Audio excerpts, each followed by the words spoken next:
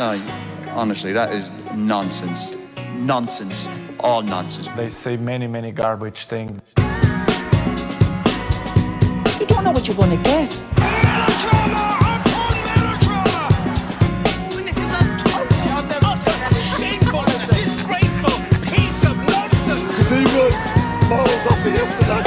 You'll learn a lot more if you listen rather than talk all Plenty the of time. time, no problem. Hello, everybody, and welcome to a No Nonsense podcast. We are back with more football analysis and takes about games that happened.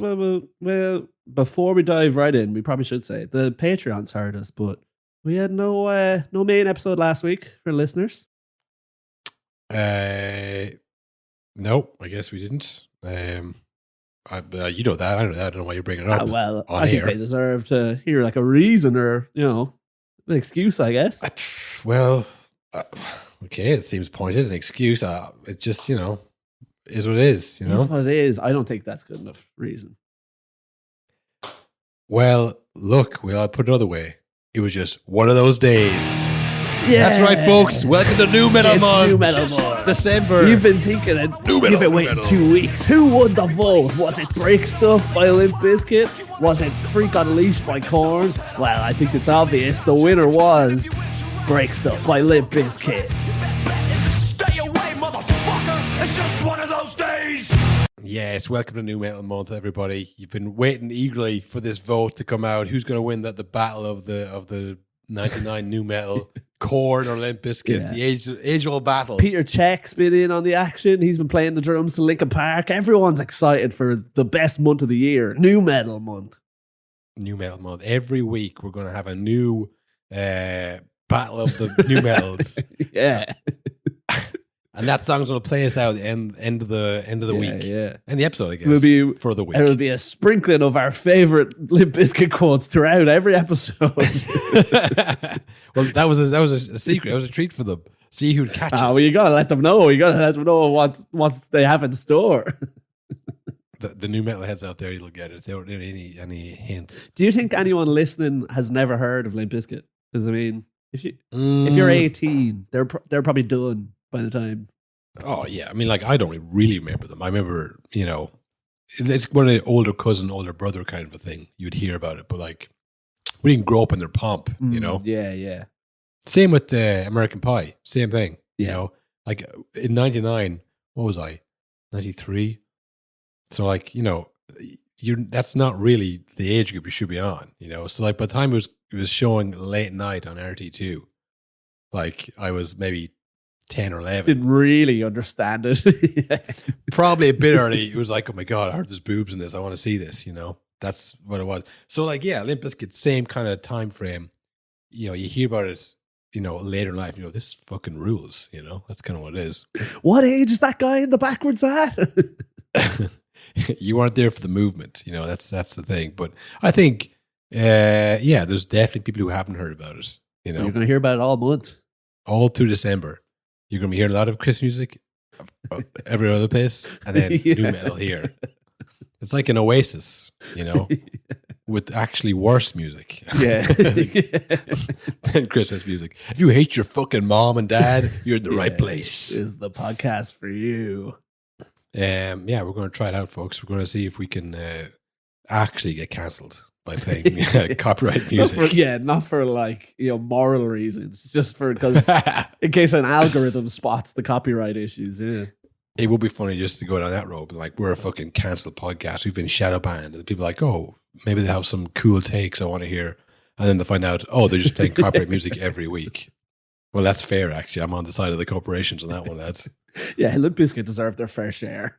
If Limp Bizkit's for them, it's free advertisement. Like I say, we're bringing their music to a whole new generation who weren't around for the heyday. Yeah, this is a new demographic. The football fans. Football Limp Bizkit fans. There can't be many. I've never heard any. Maybe we'll make some, on this podcast this week, this month, New Metal Month.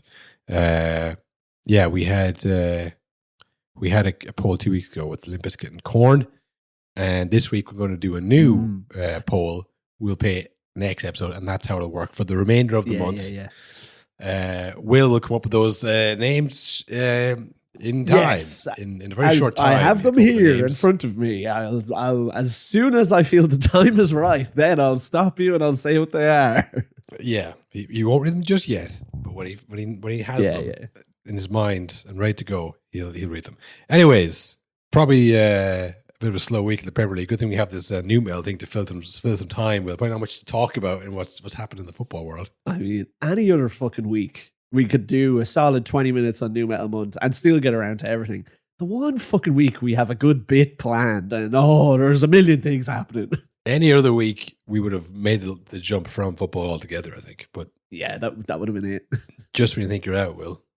We had the derby, the big derby. And listen, again, if you're not an ultra, not listening to ultra episodes, you wouldn't have heard it. But folks, once again, I called it. I called the biggest fixture of the year. Still, probably. I mean, they mightn't be going as good as they were, but still, I think it probably attracts the biggest eyeballs on the neutrals. And I said it. I said Crystal Palace would win. You called it. They won 3-1. Big star. A great weekend for the Star brothers at Tottenham and at Crystal Palace. 3-1 win for Crystal Palace. And that's the M6 derby settled for another year, I think. Well, until they meet again in a few weeks. But for now, Will, it's settled. And Crystal Palace are laughing all the way up that derby. All the way up that motorway, sorry. Yeah, you can hear them howling as the bus flies down the M something. M6? 9? I don't know. I never looked it up. Motorway M6 derby. derby. It's the motorway derby. Yeah. It was in Brighton too, so it really got a sting, you know. Dean Henderson with a massive performance in goal, apparently. I didn't watch it. But I heard another result, Will. Another derby, a smaller derby. The Manchester derby, of course, which I also called right. I said Man United win that one. You really did. You said false dawn. You said big false dawn. And that is, after the game, I thought, this feels different. And I've felt that many times in the past, and it's always been wrong. Yeah, well, what's the big moment in this one? Before the game, he drops major players who were playing well at the club. Well, playing okay, but maybe some criticisms as to their work rate and their overall contribution to the team. Where have you heard that before, Will? Yeah, but every manager since Alex Ferguson, and also Alex Ferguson, I would say. Yeah, I mean, it's happened a lot, but when it happens like this, where you drop a player and then you go on, you win the game against a favoured team, obviously, as we said, a good time to play both sides. But when you drop Rashford, you drop Garnacho, not from the team, from the squad, and say, like, we won't need you today, lads. Yeah. You know, whatever happens, we'll do without you. And then you win. I mean, that's just like, there's any Rashford or Garnacho apologists, they can't really say anything, can they? No, and it's funny because coming into the game, that was the story, is like, I saw the headline, Amorim drops his 2 top scorers. And I literally was racking my brain like, who the fuck could that be? Because I was like, who's going well? There's none of them. And then, when I saw it was Rashford Garnacho, I was like, that makes sense. But equally, I've been thinking over the last few weeks, being so frustrated with Garnacho. I thought he's been awful this season compared to last season. And so, I could see, I know they're big name. Well, Rashford's a big name and he's Mr. Man United, but you need more especially if they're not, it's not like they're ripping it up. I don't think it's as tough a decision as it probably is being made out to be. Like, they weren't missed. No, like, all due respect to Den Haag, it's not dropping Ronaldo. No, yeah. When Ronaldo was the outright top scorer the year before, that was a big decision. And there was other problems. It's hard to say, like, that was a good idea or a bad idea. It's like, I guess it doesn't really make any odds. Whether it was good or bad, it's like, well, everything else was terrible, so it didn't really make much odds. But I mean, dropping Rashford, who has scored a couple of goals in the last few weeks, but I mean, we can guess all we want, Will, why he did it, but he did tell people exactly why he did it. It's important to say why. It was not a disciplinary thing. Next week, next game, new life. They are fighting for the places, but for me it's important the performance in training, the performance in game, the way you dress, the way you eat, the way you engage with the teammates, the way you push your teammates. everything is important in our context. In the beginning of Sunday, when we want to change a lot of things, when people in our club are losing their jobs, we have to put the standards really high, and for that they have to fight for the place in the team. And today the team proved that we can leave anyone outside the squad. You can manage to win if you play together. It's very damning when a manager uses the words, "I saw them train this morning and they were fine." Yeah. No, it reminded me of when Mbappe was dropped 2 weeks ago. And I just want to make this clear. He's 100% fit. He wanted to be here and I said no. Like, I'm not going to give him that out, that it's an injury thing or it's squad rotations. Like, he wants to be here and I said, I don't want you here. And that was how it went down. You know, like, this was a big kind of statement about, like he said, their the same old things: attitude, work rate, standards. Dan Ashford's lost his job, folks. 2 weeks before Christmas. You know, we got to up the standards here. And mentioning, like, it's funny because he is the first manager, I think, to actually mention it. There's always this like weird, you can't speak about Rashford's issues off the pitch. You just say, like, you know, he has other things going on. Where he was like, the way he dresses is insane.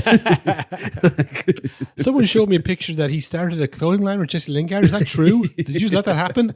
No one said a word to him about that? That's crazy. But they're terrible clothes. Especially brutal as well, because at the start of that clip, he mentions that he let the two players know via WhatsApp.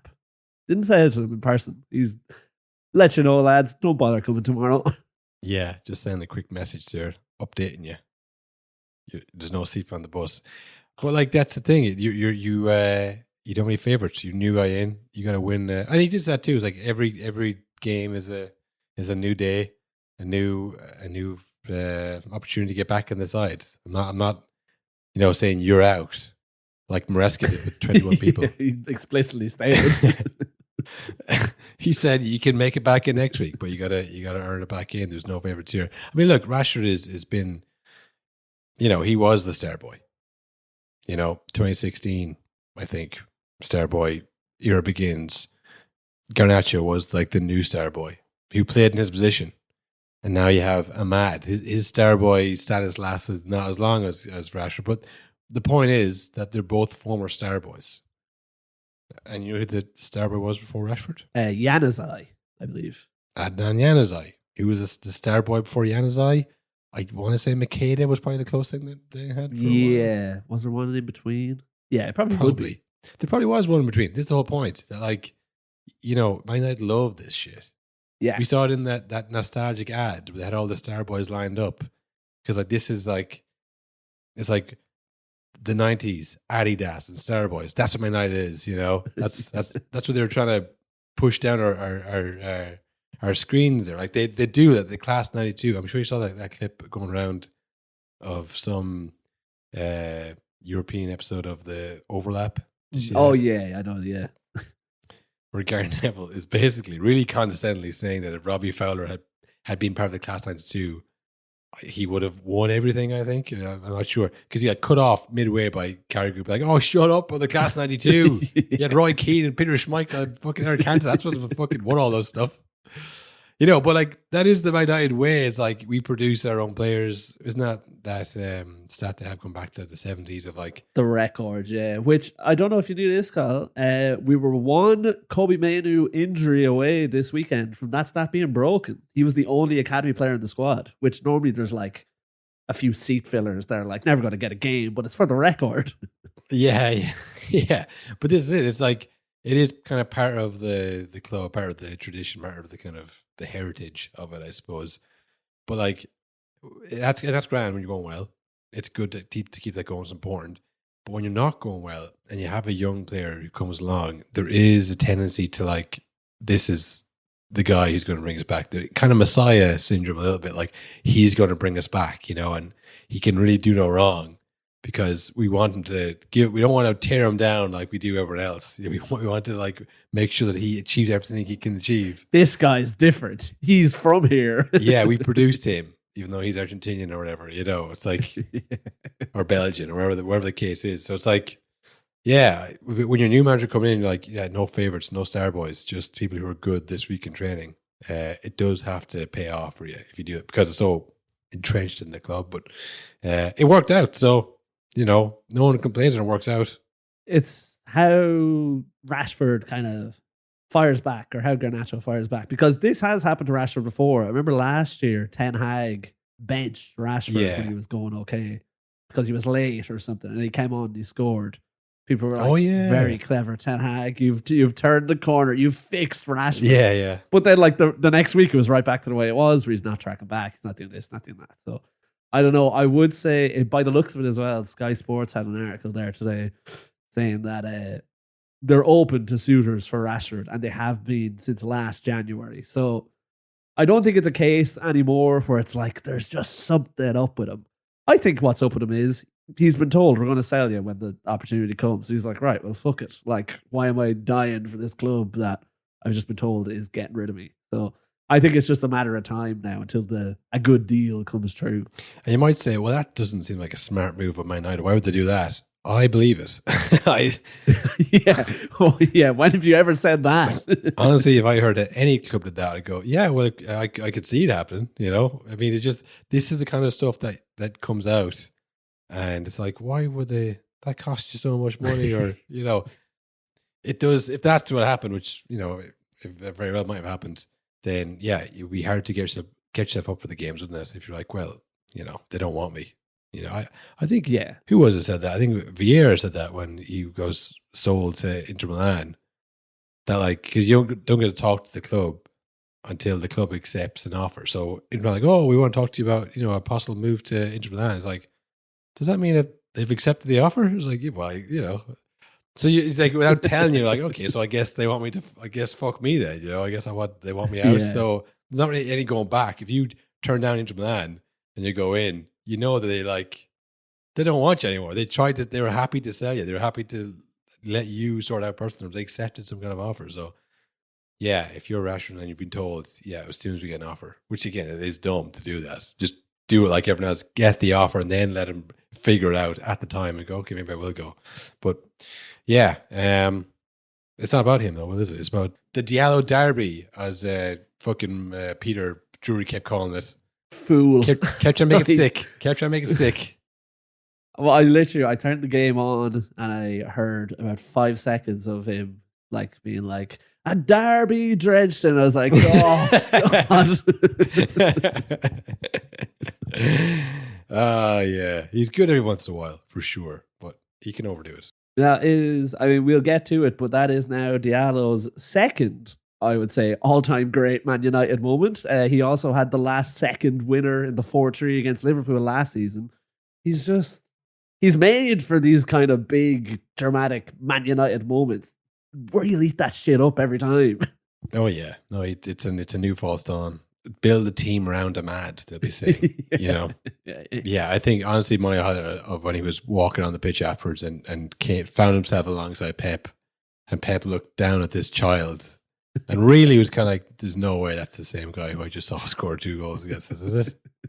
He was processing it. Like, usually he said he'd blow smoke up their arse or whatever. He just like shook his hand and went, all right, thanks, man. And he was like, what? And then they had to keep walking the same direction because they're both walking and right, I'm just going to go this way, Pep, but have a good one, and then went on. But no, it was an insane game how it ended, because City didn't look that good at all during the game.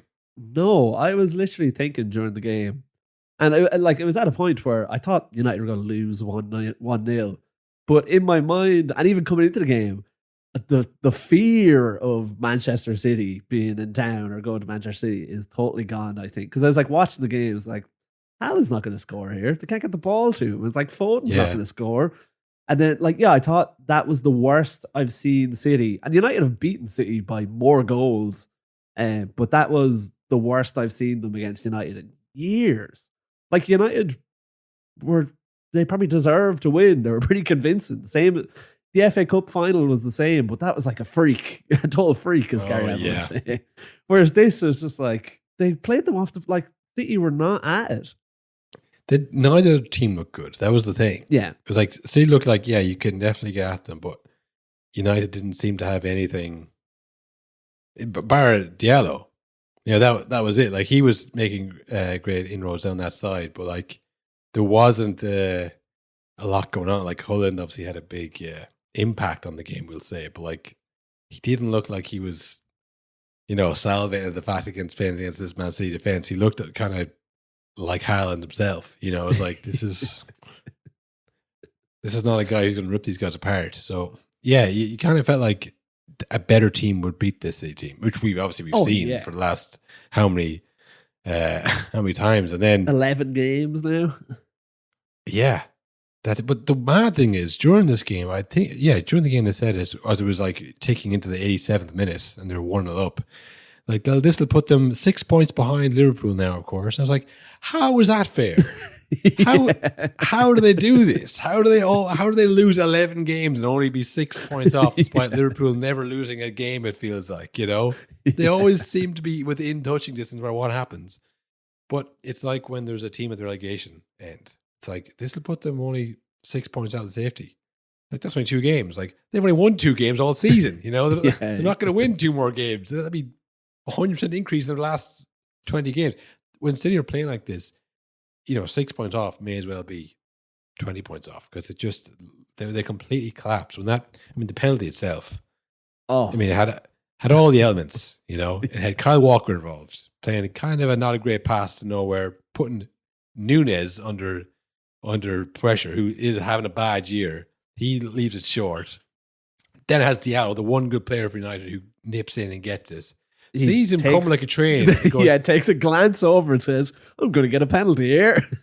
Well, he takes a glance over and goes, I'm going to stand in the box, so when he runs into me like I think he's going to, it's going to be a penalty. That's exactly what happens. Just, I've never seen an actual foul so blatant like that as a penalty foul. You see people get smashed into the pitch. He minced them like in real time watching. I was like, wow, that might be a red card. It was just so blatantly obvious, and there's a great angle of Pep and John Stones, who's about to come on and shore up the defense, watching as they just see him like careen into him and go flying past out of shot, his head and hand straight away. Like, oh my god, it was so obvious that the referee only took like 2 seconds to call it. Which I don't know if you heard Mike Dean throughout the other penalty call. My God, not in this game, mate. What the fuck does that mean? Like, that is exactly what people say. Like, you won't get in the big game. The rule changes based on how they feel. It's just literally like smaller teams getting it, bigger teams not getting it. He literally just outed himself and all that. He's like, not Man United and Man City fan. No, maybe Brighton. Brighton Crystal Palace down the road. Yeah, I'd probably do it there, but not in this game, mate. Like, just how is he be given presumably thousands of euro a year? 100%, yeah. To actively make the PGMOL look worse. To go on and tell people that how much of a bad referee he was, or just confirm every suspicion people had about referees being biased and like changing their mind on the day. I hate Mike Dean so much more now as a commentator. Yeah. Same, he's the worst. But yeah, like I say, it was Anthony Taylor who like gave it a couple of seconds. Because in his brain, he was thinking, surely not. Surely it wasn't that easy.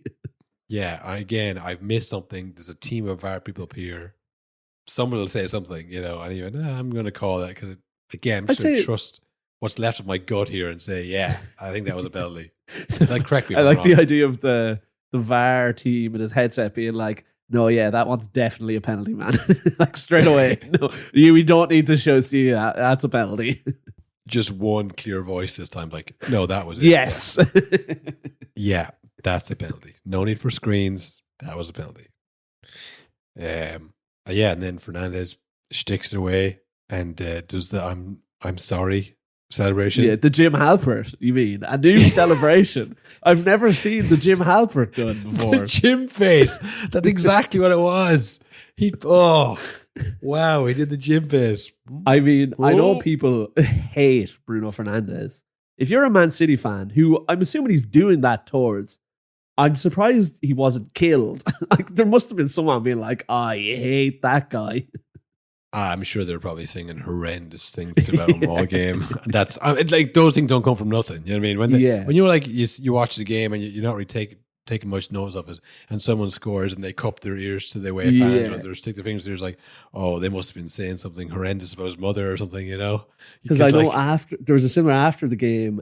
So the whistle's gone, and Xerxes is walking into the middle of the pitch to like shake hands with people, and he stops. He turns around and he goes back to the Man City fans who are behind him at the dugout, and he starts like pointing and roaring at them. So they were obviously giving it to him all game. He said, "Oh yeah, one more thing before I leave." Yeah, no, but this is it. So that was. But like, this is the thing. This is what used to happen to City before when you'd be watching them. I'm like, they're drawn, you know. I'm like, oh, please God, let them hold on. You'd never expect them to lose in that position, and usually they would come back and get the winner themselves.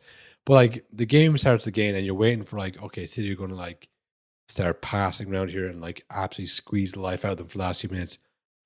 Then you could see, like, I tell you, there's a goal coming here. Yeah. Their heads are gone. They don't know what to do in the situation. Like, it's happening again.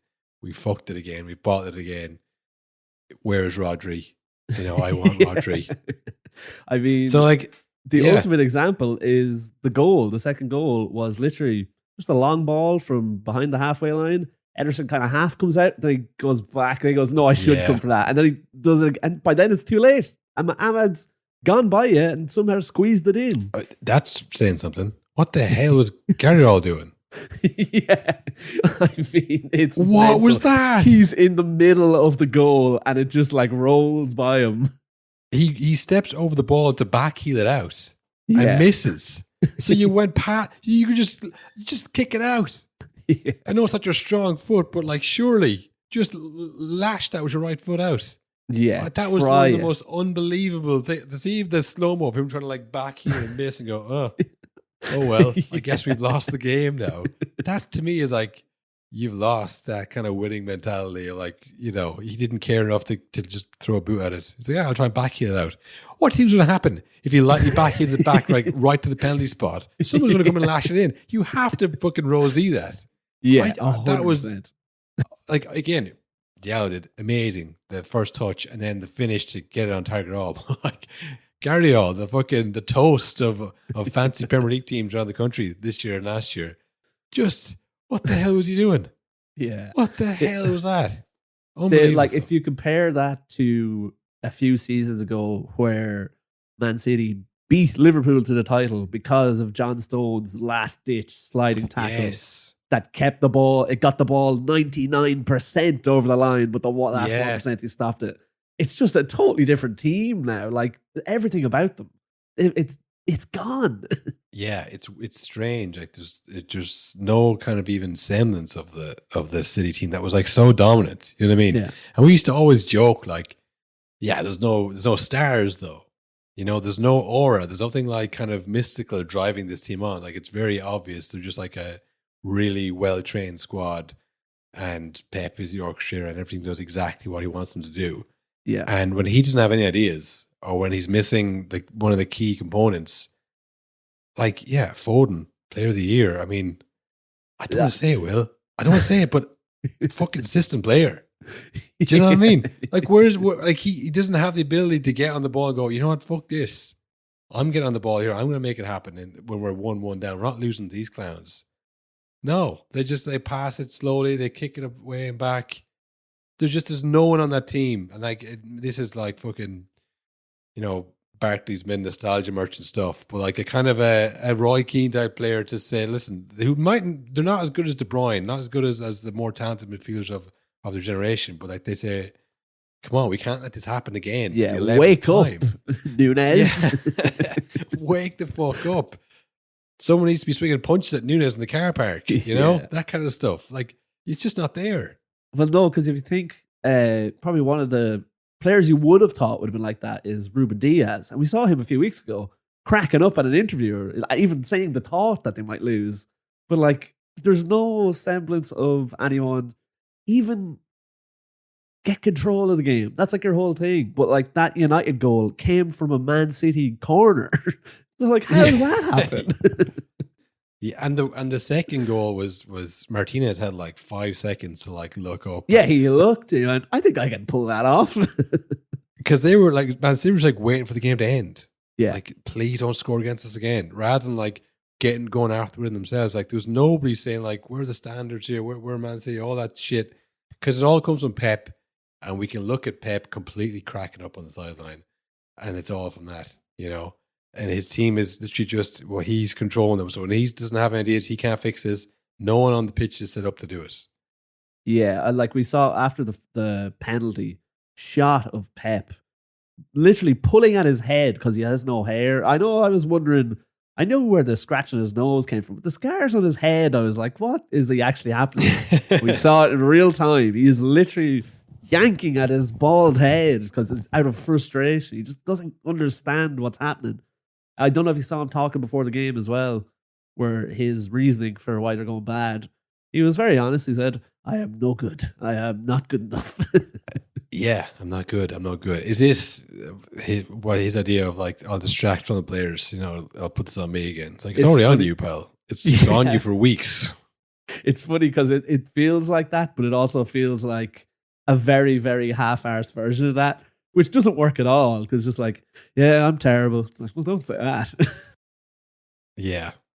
But it does feel like that as well, that it is just, it's him. Like, if he doesn't give the correct instructions, if he doesn't tell them how to get out of this, they can't get out of this. Yeah. You know, again, I don't want to be harping on about Phil Foden, but like, he was football of the year last year. Yeah. He can't have lost it that quick. And I remember that goal he scored against Real Madrid. You know, the one he gets on the edge of the box, turned it onto his left, and he did it twice. And in the interview, he said, "Oh yeah, we practiced that move a lot in training." We're like, if you were to the naked eye, you'd see that's just a bit of individual brilliance there from Phil Foden. Just gets the ball, shifts his left, smacks it. It's like, no, he's done that probably 1,000 times under Pep.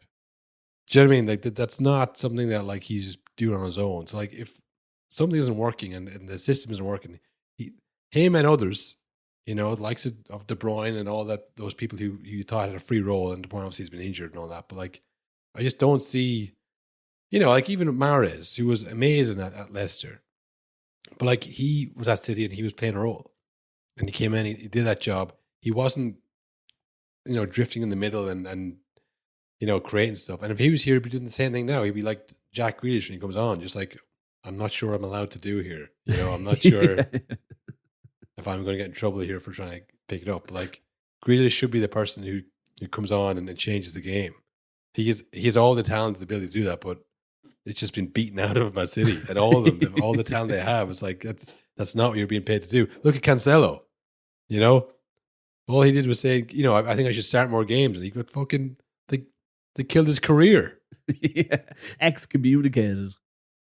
You know, and by killing his career, I mean, he got chances at Bayern Munich and Barcelona, but they killed it, Will. Honestly, it's more interesting, I guess, to look at City collapsing, but we've done that a lot, I guess. Ruben Amorim, all jokes aside, Will, is this a false dawn? Is it too early to tell? I do think this in particular is a false dawn, because I did see a lot of people saying like, wow, he's like Ruben Amorim has won more of Man City's last 11 games than Pep has. And if you saw that stat, and like, this guy's a genius. I think City were just awful in that game. I don't think Man United out-tacticked them. I've seen Man United out-tactic City before, and like, Man City don't have any answers for it. This didn't feel like that. This felt like Man United were allowed to win.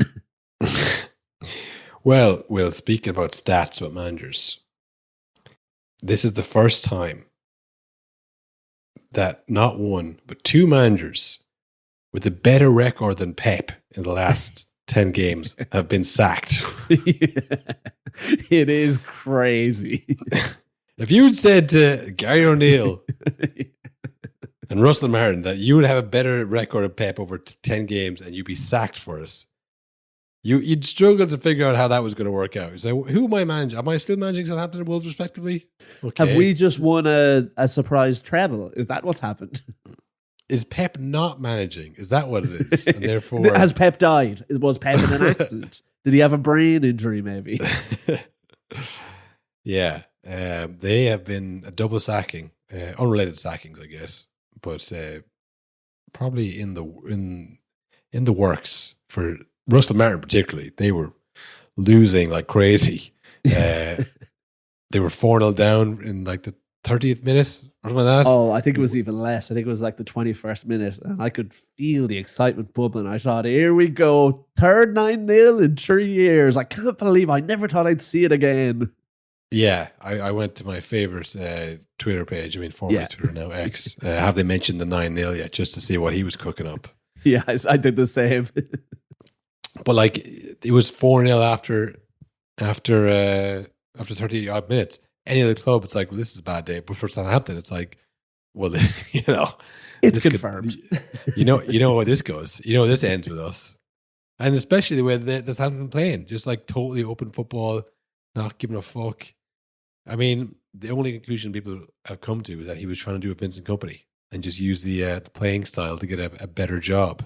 Yeah, he was trying to sacrifice Southampton to work his way into a massive league-winning job.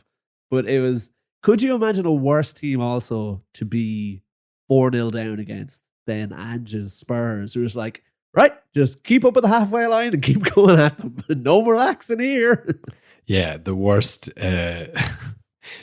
team to go up against. Team that loves attacking, and you're a team that doesn't like defending.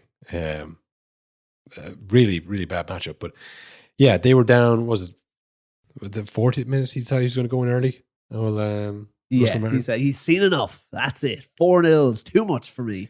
I guess to fucking make a point of it by like, this isn't good enough. I'm going to tell these players what's happening. And while he was in the tunnel waiting for his players to come in, they conceded the 5th goal, all in the first half. So like, again, you're a Southampton fan. It's like they only need 4 more in the second half, and they scored 5 in this one. And I mean, if you're a Southampton player or like a fan, it can't feel very encouraging when the 5th goal goes in and you turn to look at your managers. What do we do now? And he's gone. Yeah.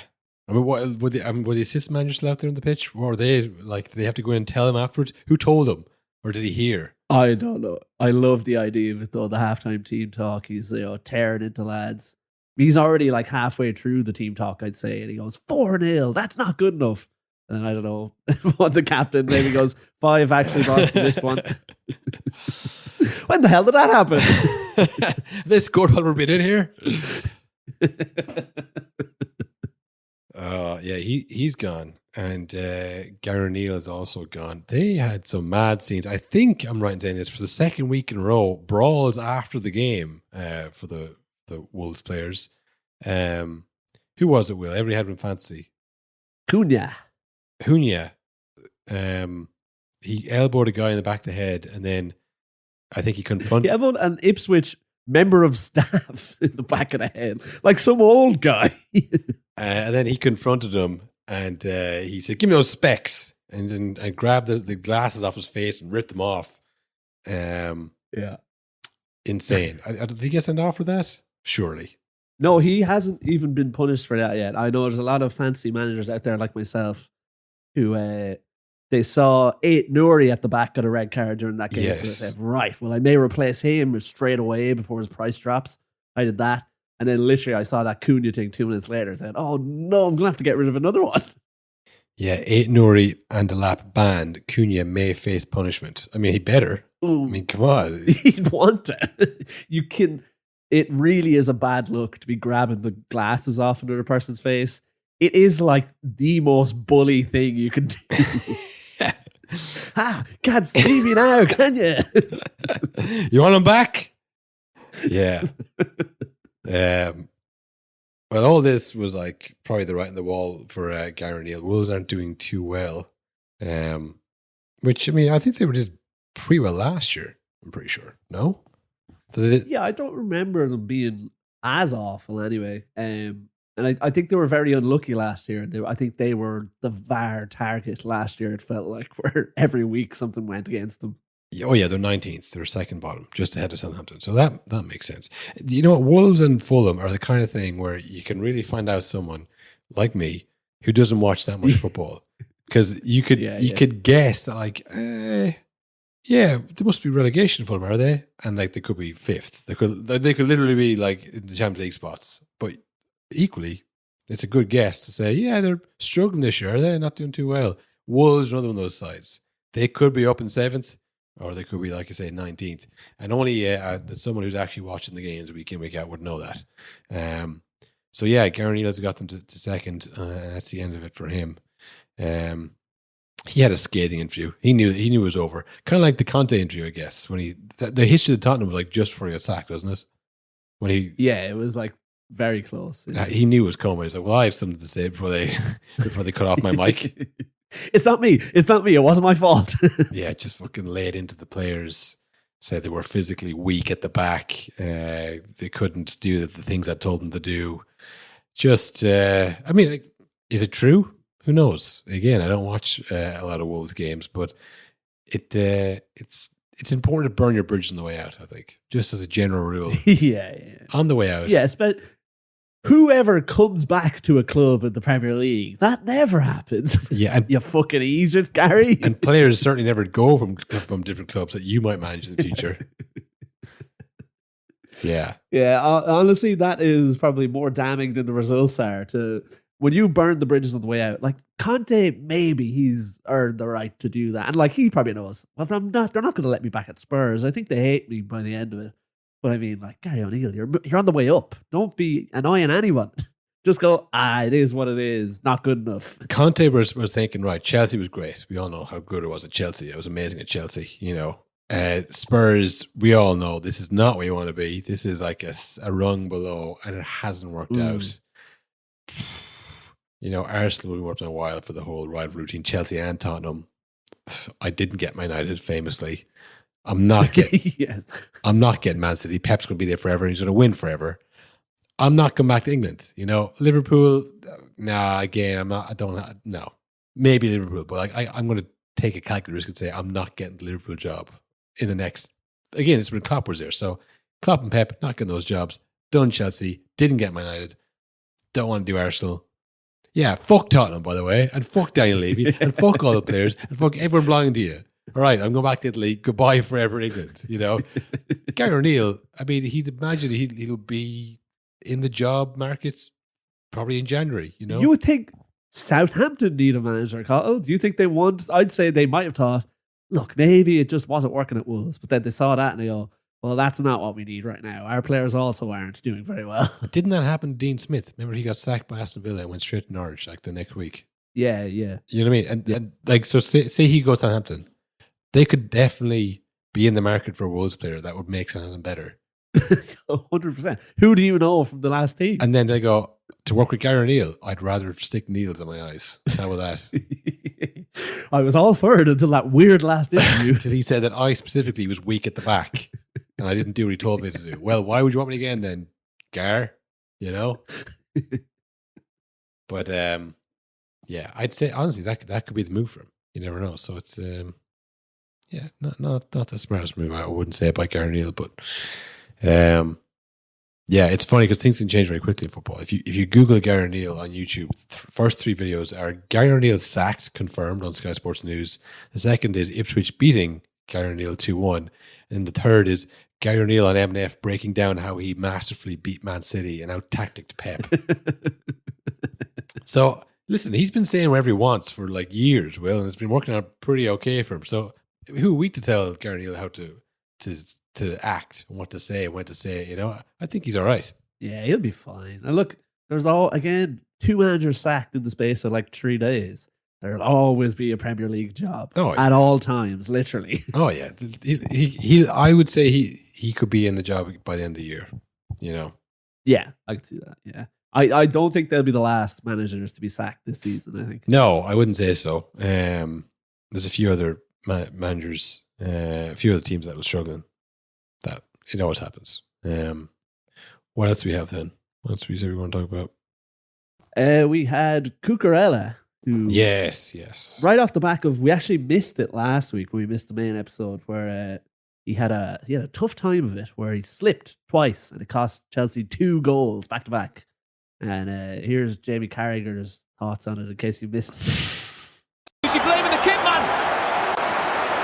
Absolute schoolboy stuff. Embarrassing.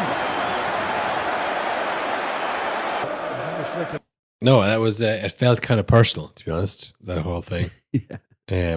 Well, like a lot of people did mention at the time, it's like didn't your like Liverpool legend famously slip at a huge moment? Don't be saying it's schoolboy stuff.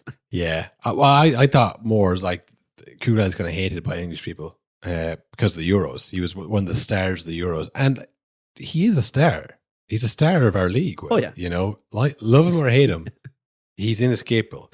Like, he's a big character. We've talked about Cucurella a lot on the podcast. He's like a soap character because he came into Brighton first from Barcelona and was like grand, you know.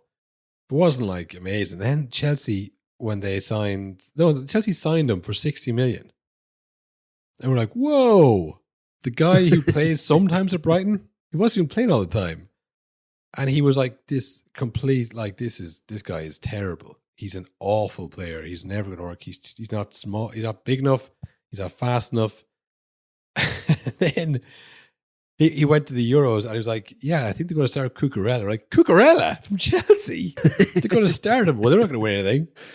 And the 60 million euro flop. The 60 million euro floppy haired flop is going to be starting. And the only other person I knew on that Spain side was Grimaldo, who had gone unbeaten with Leverkusen. Not that I'd seen him play, but like, oh, Spain are fucked it, you know?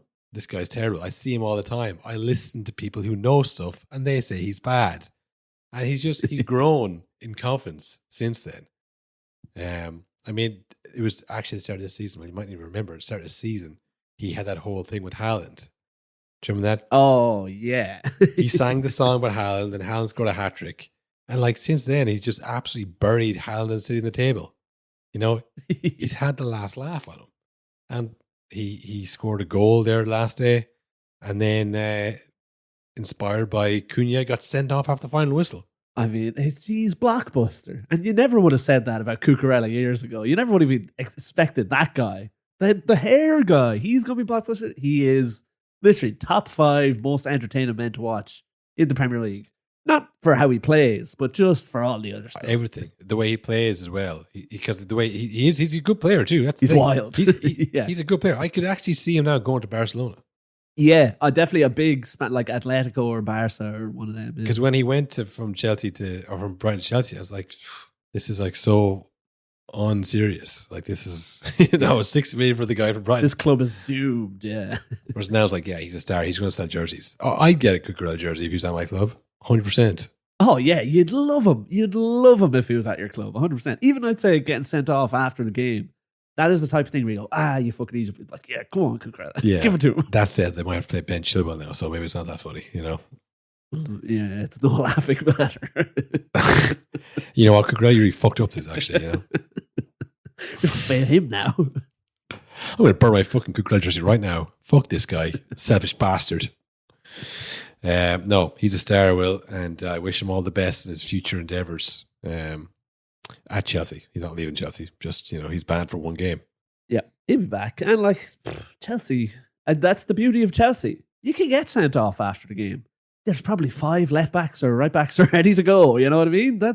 They've figured out. They cracked the code, and it's not illegal just yet to do what they've done. But so for now, they're going well. They're gonna be second or third this year. Yeah, which coming into the season, people were like, this team is getting relegated. They're a mess. This manager is insane. By the end of the year, people would probably say, they could have won the league, just inexperience. They kind of bottled it a bit, versus the start of the year, no one thought they were going to finish even in the top 4. They were a laughing stock at the start of the season. Like, they have good players. They have, lots of talent. I think Maresca's a good manager, but like, even that game against Brentford, it was chaotic. Yeah, absolutely chaotic. Mayhem. They probably shouldn't have won. No, like Brentford, had chances to win it, and I think when it comes down to the end of the season, people are a bit more tired. Like, you don't want that chaos. Like, you want that kind of choking dominance that Man City had. That's what you want to see out a title. So it's good Chelsea are, and people are saying, well, why wouldn't they finish first? I don't see them finishing first. I think Liverpool have a bit more of that control, plus the chaos that they needed. Whereas I think Chelsea are just a lot of talent, a lot of youth, exuberance, but I just don't see them like when they get 2 points clear at one stage, which they might do, to then like, right, let's see this out for the next 11 games. Like, I don't see it, you know? No, because they're great to watch, and same with Cole Palmer. Yeah. They're like, it feels like the real throwback. So it just feels like I said, it's chaotic. Loads of big personalities. They even like during the highlights in that game, Cole Palmer's just kind of going on runs, like slamming by players. Like any other club, he'd be like, "Pass it, idiot! What are you doing all this by yourself for?" But they are a throwback, but that will be their undoing, I think. Again, they don't feel like a team that's worried about like the XG or the XG conceded, which I bet you, I tell you right now, Arne Slot knows all about the XG. Oh, 100%. Yeah, no, he knows all about that. But that's, their whole time is like Palmer, like going by 3 players, blind alley. He passes out to Madueke. He goes by 3 or 4 players, then blind alley. Puts across to Sancho. He's step over by 3 or 4 players. Like, they're not going anywhere. Like, then it eventually gets to Jackson and he just hits it wide. It's like, you know, just there's no like, it's not like fluid movements or like, you know, chess pieces on the board. It's all like individually insanely talented. Watch this. Oh, no, I want to do one. Yeah. Give it to me. Like, I would say they're the type of team where, like, say Jackson is barreling down the keeper one-on-one.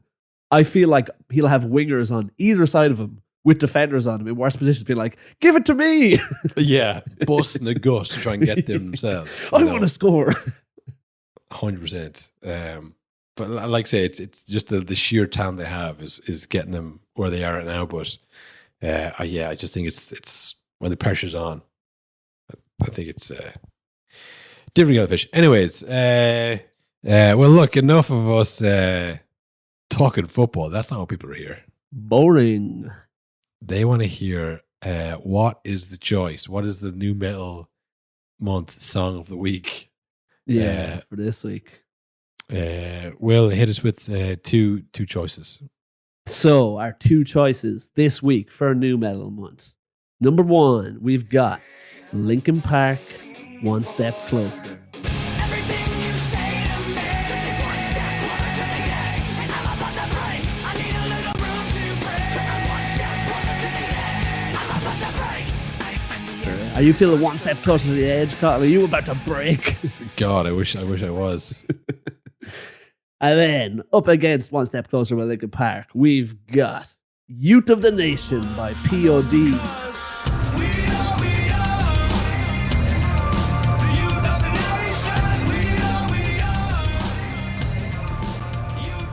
You know, some people this might be a bit of a deeper cut, but you'll know this from every single wrestling tribute video you saw on YouTube back in 2003. This is a banger. Yeah, they know this is a banger. I mean, I'm not trying to influence the crowd, but I know my favorites for sure. Yeah. It's funny. I'm looking at like new metal bands like Korn since 1993, Limp Bizkit since 94, Slipknot 95, System of a Down 94, Linkin Park 96. This is why these bands came out when I was born. You know, that's yeah. Now, it took a while for them to break through for the zeitgeist to be ready for new metal, but yeah, they were definitely touring already when we were born. Oh, 100%. So by the time that I was like cognitive, they had probably fizzled out, most of them. Chevelle 94, Machine Head 94. Chevelle! Oh, hell yeah. All of them were like 94, early 90s. These guys started in like their fucking high school band or whatever, you know, and I was like just still in the womb, some of it. So yeah, there are your 2 choices, folks. We'll have them up on Instagram. They should be up now, actually, I guess, if you listen to this. Yeah. And let us know what song you want to hear at the end of the episode. Send in your new metal thoughts. Actually, Will, something that just came to my head right now. I was at a family function. I know, a cookout, I think they call it. I was invited, folks. I was cordially invited to the cookout. No Nonsense Podcast, definitely not invited to the cookout. Well, one half of us was, and one of my relatives at the cookout was showing me. Said, look at this website. Look at all these things on this website. Look how cool this website is. Do you know what website it was? ClassicFootballShirts.uk. Oh, hell yeah. Yeah. And yeah, we work with them. I said, I have an affiliate link. And what's that? I was like, it's just, if you buy off my link, you get money. Or I get money, I should say. I was like, is there a discount? No. But I guess you showed me the website, so I'm not showing you anything new. So I'm literally just saying, if you want to give me some of the money, you can. And he's like, right. Anyways, this has been the downfall of the affiliate link. Anyways, this is what I was thinking from my son. He said, so I'll get back to later on. I don't think he used the link. Will I didn't see it. I didn't see it pop up on PayPal, so I don't think he did in the end. But I did think, fucking hell, last minute Christmas gift. Very true. I think it's UK as well, so it's like 3 or 4 days delivery. I mean, what are we, the 16th now? 16th, loads of time. You might not. It might be a secret Santa gift. You might not be seeing the person until the new year or after it could be Christmas. Like the 27th, the 31st, that kind of in the thing. There's ones, honestly, they're for like 20 quid, 30 quid. Bangers too, yeah. No, really good ones. Like, you're not going to find a classic, like, Juventus shirt for 20 quid, but you find kind of a cool looking shirt. And those gifts actually look like, oh, he's actually gone into some trouble here. Go on the link in the description episode. Go to clearance, you get some fucking bangers there in all sizes, all shapes, colors and sizes. So I thought of it, Will. A Christmas present, Football Shirts UK, there's an affiliate link. Again, no discount. Want to make that clear. Do not think you're getting a discount. We just get some of the money, I think 10%. So if it's like 20 quid, we'll get €2 from us. And all adds up. Hey, if every single person that listens to this pod did that, it wouldn't change your lives dramatically, to be honest. But please do it. It'd be nice. Christmas and all that, it's the season of giving and receiving. So yeah, I'm sorry to cut you off there. Well, I just thought about that could be a thing we should talk about. It seems as it's still in the video link, I'm pretty sure, isn't it? Yes, it's in the descriptions of every episode. There you go, folks. It's in the description. Classic Football Shirts UK. Have at it. Yeah. And before we go now, Kyle, we do have a segment we haven't done in a long time, really. Play the new metal. For fuck's sake. Come on. What is it now?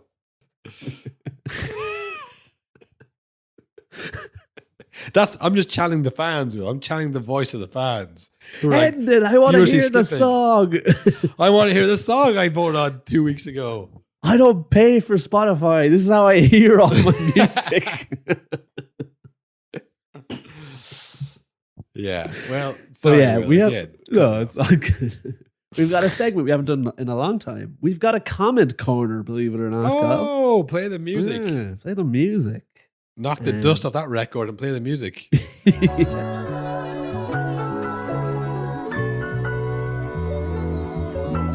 wish I could give this feeling. I wish I could keep this feeling. So boys, I'm watching the United City game here, and commonly over the last few weeks of seeing City games, I've noticed they have some of the worst haircuts in the league. So I'd like to wonder what your top 5 worst haircuts are in the league each. Love the podcast, boys. Cheers for letting me ask the question. So, real legacy listeners they might be saying, I know that voice. I remember that voice from somewhere. Did we post any of those episodes? One of them, yeah. It's a disaster, but it's up there. We did our only ever guest was when we were in Ross Castle in Galway. We had some of the boys on, and we had our pal Burnsy. So, Kyle, you're very welcome, Burnsy. Yeah. Don't mention it, Burnsy. Anytime you want. Send in as many voice notes as you like. Do you have a top 5, Kyle?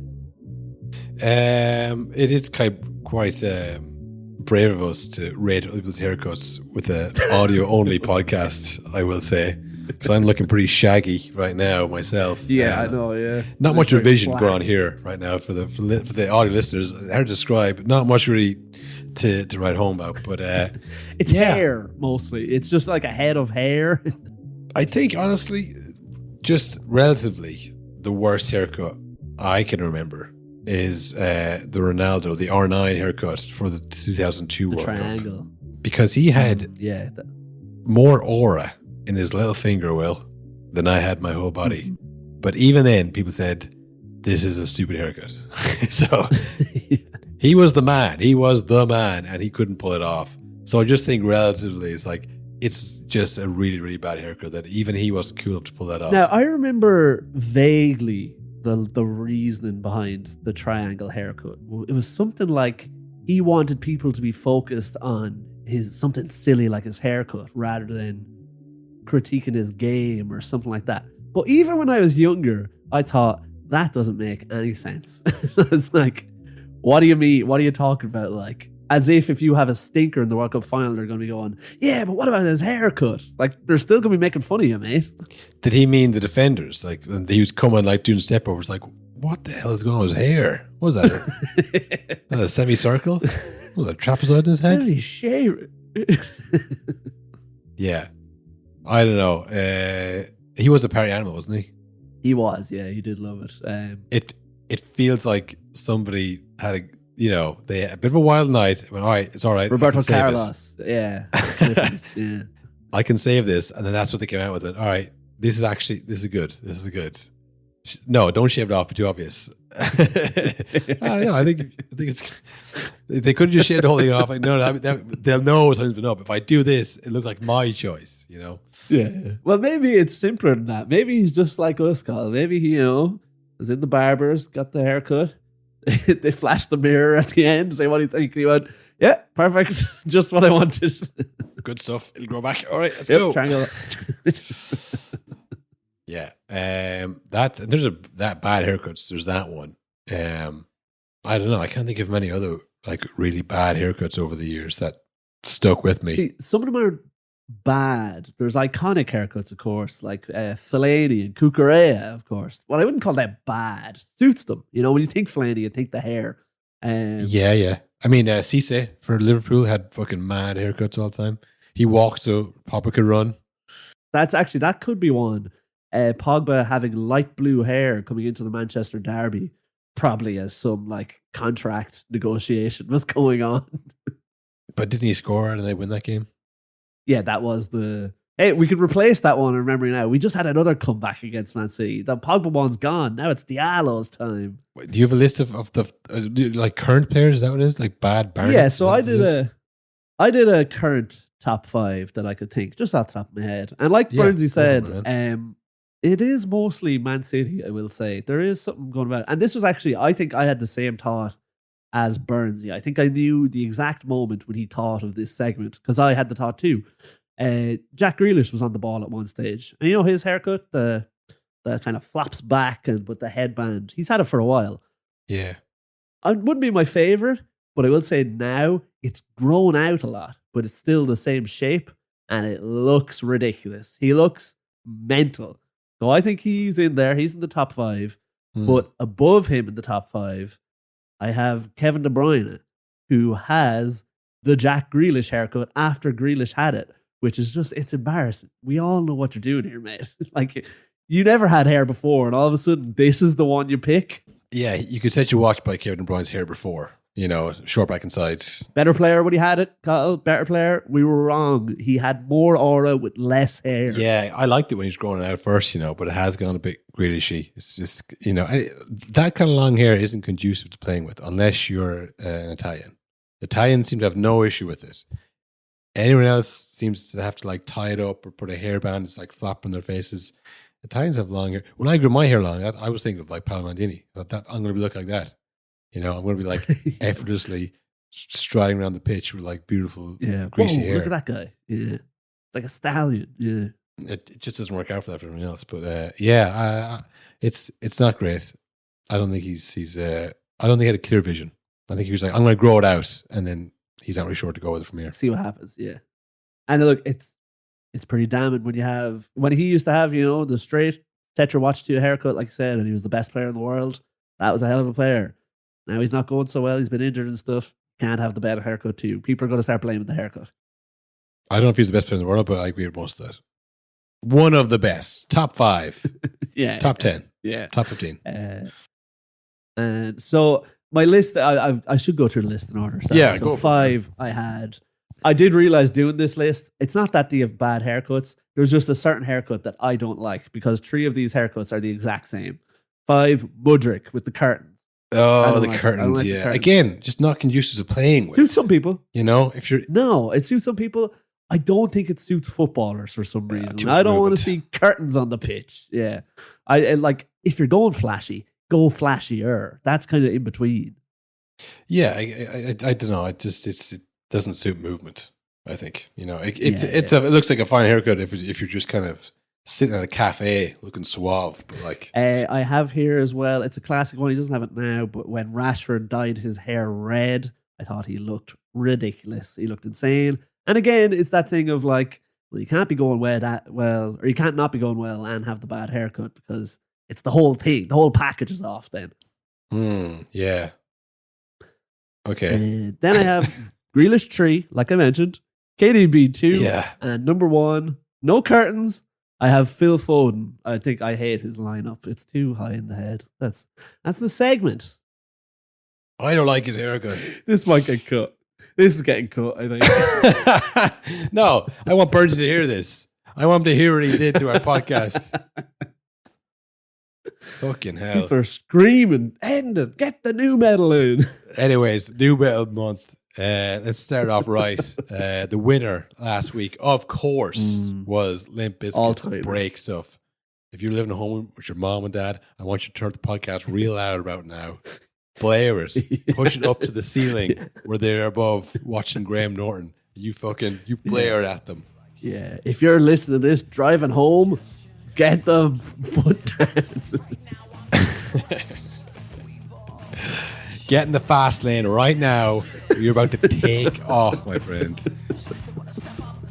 Ultras, we will see you this Thursday for more episodes. You want to join the Ultras? Get the link in the description episode. And the Ultras right there. And for everyone else, we'll see you next week. We'll be back with more amazing segments like whose haircut is bad. And new metal. And New Metal Month continues all through December.